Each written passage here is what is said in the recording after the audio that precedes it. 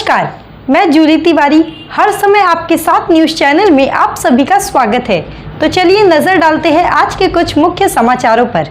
पाणी पाहिजे तुम्ही कुठून देणार काय देणार माहित नाही। मी इथंच बसणार आहे तिथं। आता मी लोकांना बोलतो मी खाली बसणार आणि याला ताळा ठोकणार आहे। मी तुम्हाला 7 महिन्यापासून ऍडजस्ट करता की नाही? नाही मी आल्यानंतर तिथं आहे ना तुम्हाला आता हे शास्त्रीनगरला तुम्ही सोमवार शुक्रवार सोडून रोज पाणी मग बदली करून घ्या ना। कशाला तुम्ही राहता इथं? कशाला तुम्ही मग राहता? बदली करा। पाणी कसं करणार? कसं तुम्ही कराल मला माहिती आहे। तुम्ही ती टाकी भरा, संध्याकाळी 5ला द्या, 4ला द्या, पण पाणी द्या। पोलीस बोलून घ्या, मी गुन्हा त्या माझ्यावर घ्यायला तयार आहे। टाळा ठोकणार तुमच्या कार्यालयाला माहित नाही मला। नाही माहित नाही मी तर त्या साहेबांशी बोला। मी बसतो करत मी माझ्या माणसाला बोलवतो, मी इथंच बसतात आणि अर्धा तासात जर पाणी नाही दिलं मी टाळा ठोकणार हे मला। अरे काय करता तुम्ही? पाणी 99% धरण तुमची फुल झालेली आहे। एक दिवस बोलतो तुम्ही, प्रत्येक टायमाला असंच लफडे करतात। नाही काही सपोर्ट पड नाही। माझं माणसं बोलतो मी टाळा ठोकणार आहे। पानी संकट पर विकास सोमेश्वर का हल्ला बोल, अधिकारियों से मांगा जवाब। आश्वासन नहीं, अब पानी चाहिए। पानी आपूर्ति विभाग पर विकास सोमेश्वर का निशाना। जल स्रोत लबालब, फिर भी अंबरनाथ प्यासी। पानी नियोजन पर उठे गंभीर सवाल। टंकियां और टैंकर के बावजूद पानी की किल्लत, प्रशासन के खिलाफ बढ़ा आक्रोश। अंबरनाथ में पानी संकट पर विकास सोमेश्वर का हल्ला बोल। नगर सेवक विकास हेमराज सोमेश्वर ने पानी आपूर्ति विभाग को घेरा, बोले आश्वासन नहीं, अब पानी चाहिए। अंबरनाथ शहर में पानी की समस्या को लेकर नागरिकों का आक्रोश लगातार बढ़ता जा रहा है। इसी बीच वार्ड क्रमांक 10 के नगर सेवक विकास हेमराज सोमेश्वर और समाज सेवक राहुल हेमराज सोमेश्वर ने पानी की समस्या को लेकर अंबरनाथ के पानी पुरवठा विभाग में पहुंचकर अधिकारियों से तीखी नाराजगी जताई और तत्काल पानी आपूर्ति सुचारू करने की मांग की है।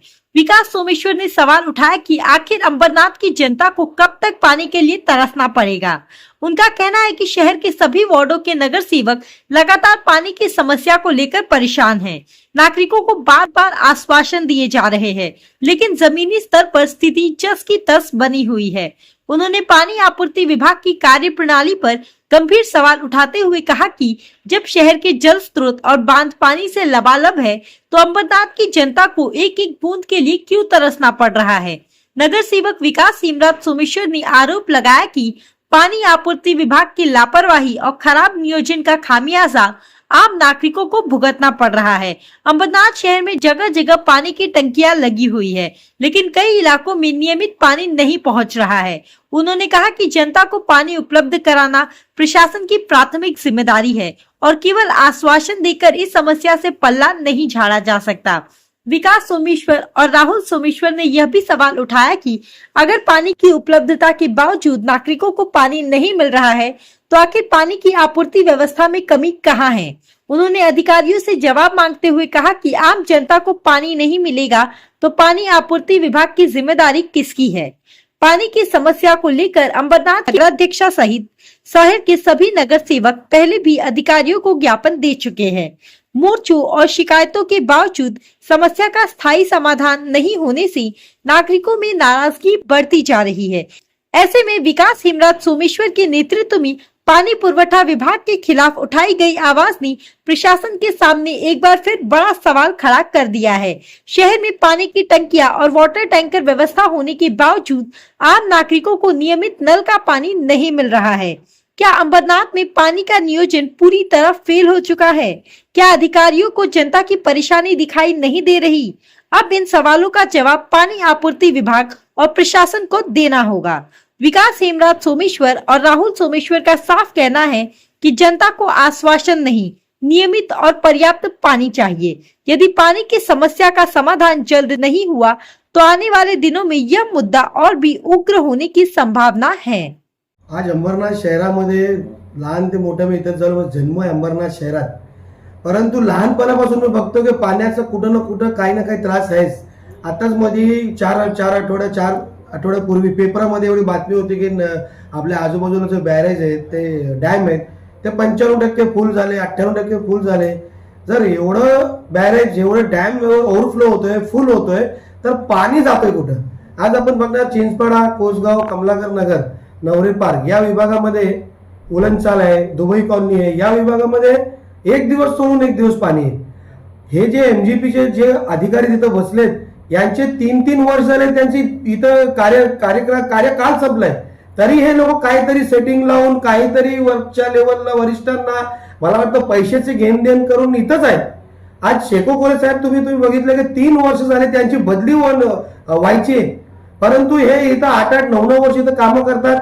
एमजीपी हा फेलियर आहे, पूर्ण स्टाफ अंबरनाथचा फेलियर आहे. इथं तुम्ही कधीही बघितलं पाणीचा काही ना काही प्रॉब्लेम आहे. आज शास्त्रीनगर या विभागामध्ये सोमवार आणि शुक्रवार सोडून बाकीचे दिवस पाणी येत होता. आता एवढं मागील 6-7 दिवसापासून पाण्याचा तिथं त्रास चालू झालाय. म्हणजे पाणी असून सुद्धाही तुम्ही लोक देत नाही. काही विभागामध्ये तुम्ही बघितलं तर पाणी पूर्ण दिवस 24 तास पाणी अंबरनाथ, आणि काही विभागामध्ये कोरडा पडलेला आहे.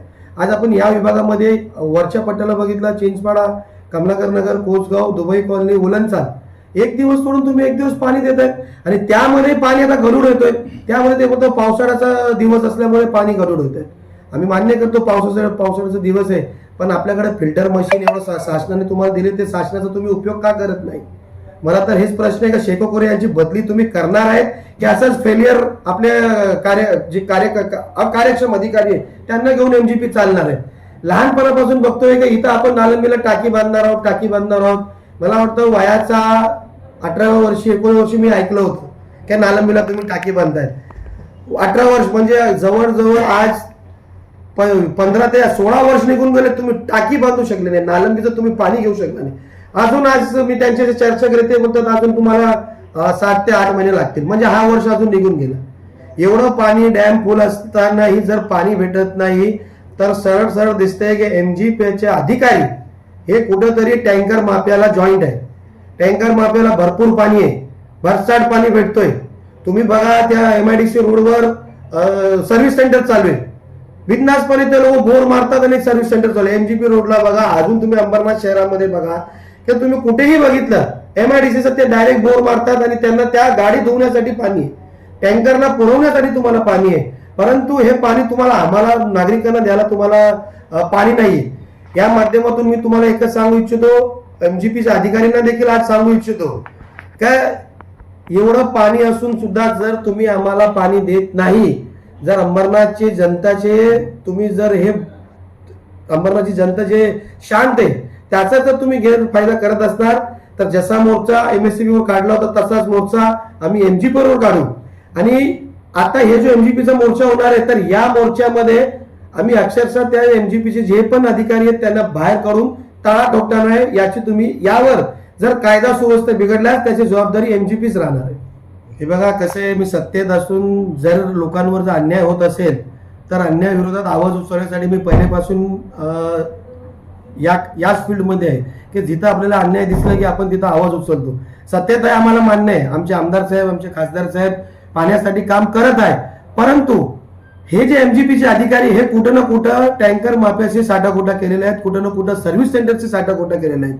आमदार साहेब खासदार साहेब ते त्यांच्या पद्धतीने पाण्यासाठी काम करत आहे, परंतु खालचे जे अधिकारी आहेत इथं MGPला जे अधिकारी कार्यरत आहे हे कुठेतरी चुकीच्या पद्धतीने वागतायत, कुठेतरी चुकीच्या पद्धतीने दिशाभूल जनताची करतायत.